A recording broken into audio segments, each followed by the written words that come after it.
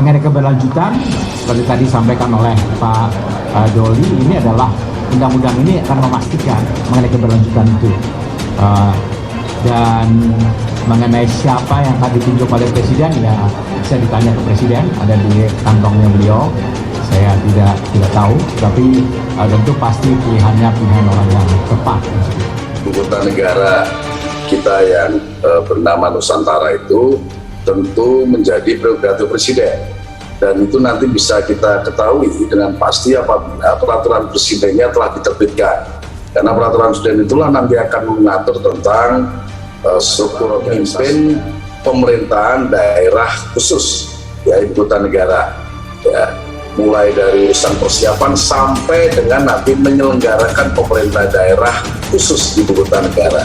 Jadi sifatnya terus permanen, dan sebelum ditetapkan dan diangkat oleh Presiden, terlebih dahulu harus berkonsultasi dengan Dewan Perwakilan Rakyat. Ya. Ya, kita menunggu kelengkapan turunan dari Undang-Undang IKN dulu. Ya kan harus selesai dulu kelembagaannya. Kemarin Bapak Presiden menyebutkan 4 nama yang kemungkinan akan menjadi kepala otorita Ibu Kota Negara Nusantara. Di antaranya adalah Pak Bambang Brojonegoro, Basuki Cahayapurnama, Tumiana, dan Azwar Anas. Belakangan setelah Undang-Undang Ibu Kota Negara disahkan oleh Dewan Perwakilan Rakyat Republik Indonesia, Presiden menyebutkan juga ada di antaranya mereka yang punya latar belakang ya sebagai insinyur, arsitek, dan berhasil memimpin daerah ya. Karena itulah maka muncul nama Kang Emil, kemudian Ibu Risma.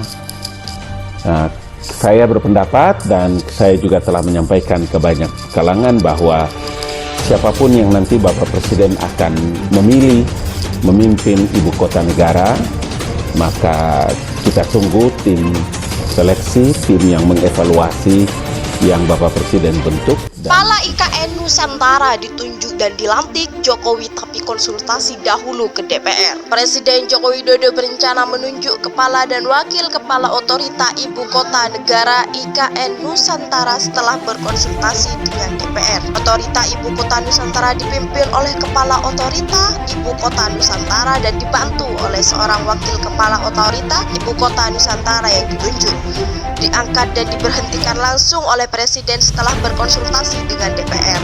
Bunyi pasal 9 ayat 1 Undang-Undang Nomor 3 Tahun 2022 tentang Ibu Kota Negara IKN. Kemudian Jokowi juga akan melantik kepala dan wakil kepala otorita IKN. Selanjutnya kepala dan wakil kepala otorita Ibu Kota Nusantara memegang jabatan selama 5 tahun terhitung sejak tanggal pelantikan, dan sesudahnya dapat ditunjuk dan diangkat kembali dalam masa jabatan yang sama. Bunyi pasal 10 ayat 1 Undang-Undang IKN dikutip pada Minggu 20 Februari. tersebut juga menyebutkan kepala otoritas dan atau wakil kepala otorita Ibu Kota Nusantara dapat diberhentikan sewaktu-waktu seolah presiden sebelum masa jabatannya berakhir. Untuk pertama kalinya kepala dan wakil kepala otorita Ibu Kota Nusantara ditunjuk dan diangkat oleh presiden paling lambat 2 bulan setelah UU ini diungkapkan atau setelah 15 Februari 2022.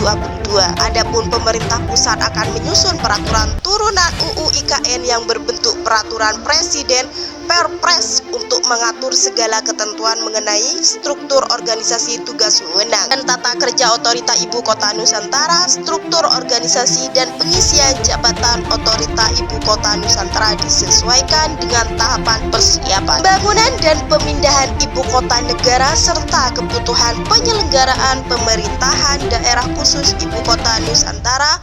Bunyi pasal 2 ayat 2 Undang-Undang Nomor 3 Tahun 2022 tentang IKN disahkan oleh Presiden Jokowi pada 15 Februari 2022. dan diundangkan oleh Menteri Hukum dan HAM Yasona Lauli pada tanggal yang sama. UU IKN yang terdiri dari 11 bab dan 44 pasal ini mulai berlaku pada tanggal diundangkan. Pada saat undang-undang ini mulai berlaku, seluruh ketentuan peraturan perundang-undangan yang bertentangan dengan ketentuan yang diatur khusus dalam UU ini dan peraturan perundang-undangan yang mengatur tentang pemerintahan daerah dinyatakan tidak berlaku dalam hal kegiatan, persiapan, pembangunan, dan pemindahan ibu kota negara, serta penyelenggaraan pemerintahan daerah khusus ibu kota Nusantara seperti tertulis di pasal 42